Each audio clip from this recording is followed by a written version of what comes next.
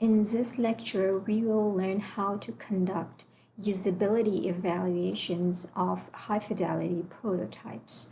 So you have already done formative evaluations of your paper prototypes with the user, where the main goal was to figure out whether the user understands the design concept that you're trying to target in your prototypes or not. In the usability evaluations, your goal is to find out whether there are any usability problems with your prototypes or not, so you can fix them before the product goes into the market. For this purpose, you have to figure out how to run a usability test. So like I said, in the usability test, you are going to ask the users to perform certain tasks, obviously the tasks that are supported by your prototypes. And as the users are performing those tasks, you are going to observe them, and sometimes you might also be collecting some metrics in the background. I'll talk about these metrics a little bit later. And all the data is usually recorded on a video, and sometimes if you are really interested in capturing every single movement, every single interaction of the user with the prototype, then you might also be logging their key presses with the prototype as well. And then this data is used to calculate performance times, to identify and explain errors. And at the end of the usability tests, you are going to give a survey to the user, and the purpose of the survey is to find out whether the user is satisfied with your product or not. So what kind of metrics can we collect during a usability testing? So like I said previously, obviously you're going to be observing the user as they are interacting with your high fidelity prototype. The specific metrics that you can collect during the usability study is you can record whether the user is successfully able to complete the task or not. So in the usability testing, we don't tell the user how to complete a task. You just ask them to do a certain task and watch them as they do it. And if they are able to perform it successfully, then you record it in your journal that the user performed the task one successfully. If they were not able to perform it successfully, you just record in your ledger that the user was not successfully completing that task. Then you might be interested in learning how long is it taking the user to complete a certain task. Because if the task is taking too long to complete, then you probably have to rethink about your design. You'll probably have to change the number of steps or reduce the number of steps that the user needs to complete in order to complete a certain task.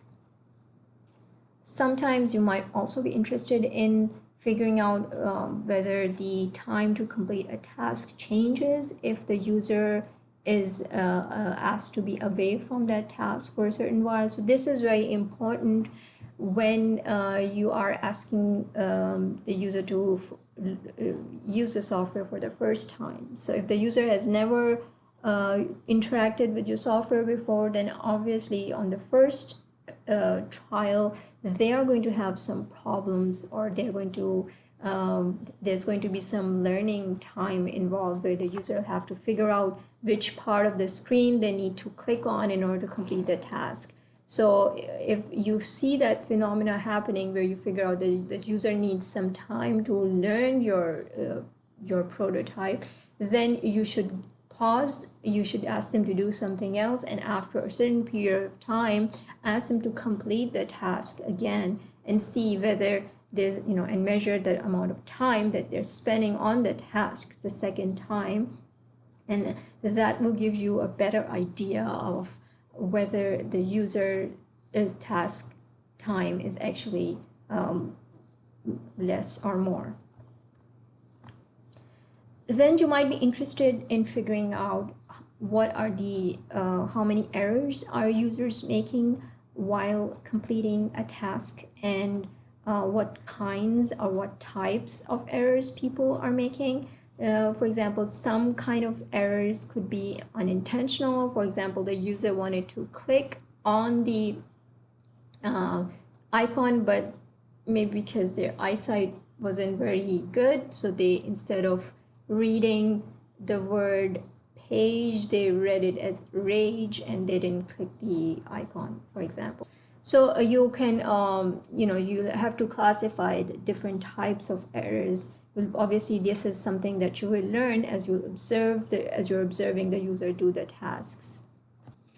Then you might also be interested in knowing how many errors are users performing per unit of time. So this unit of time is something that you can, decide, you can pick for your project or by yourself. So for example, you might be interested in seeing how many errors are users making in half an hour, or how many errors the user makes in every 10 minutes, or so on and so forth.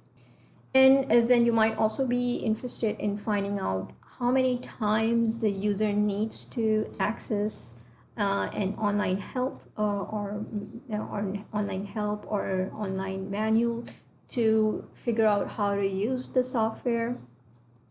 And then lastly, you might just be interested in observing how many times the user is making certain type of error. So you're not interested in figuring out all the errors that the user is making, but there's just one error you want to check how many times users are making. So as you can see, all these metrics are related to high fidelity prototype. So how is the usability testing performed? So usability test usually happens in a usability lab or any other controlled space. So if you don't have a usability lab, for example, you can do it in your home office or your office, or maybe in a classroom, provided it has to be quiet and distraction free. So it has to be a controlled environment where you can where you can control the level of distraction or an ambient noise, so that your user is not getting distracted while they're doing the tasks. And another emphasis is on, like, you select a representative set of users. So you in a software, when it goes out in the wild, when it is deployed in the market, it can be used by any kind of user. But in a usability lab, you might only be interested in finding out how is this software going to work for people with arthritis or people with learning disabilities, for example. So you can focus on certain kinds of users, you can focus on certain kind of tasks. And typically, usability test doesn't require a lot of users. You can just limit it to 5 to 10 users. And tasks should not be very long. So if it is more than 30 minutes, then you probably should think about modifying your usability test. And you have to also make sure that you give the same kind of testing environment to every single participant, because the goal is to figure out how the user is performing under a certain environment.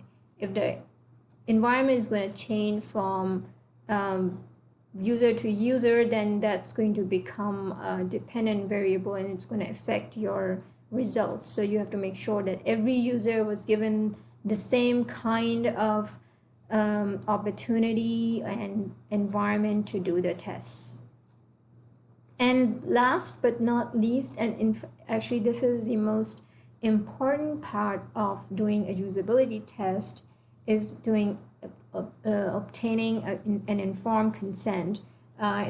Informed consent is just a process that is at the beginning of the test, where you tell the user why exactly you're doing the test, what are your goals, how long it's going to take, how you're dealing with the ethical issues. I'll talk about this more, but this is something that's usually done at the beginning of the usability testing.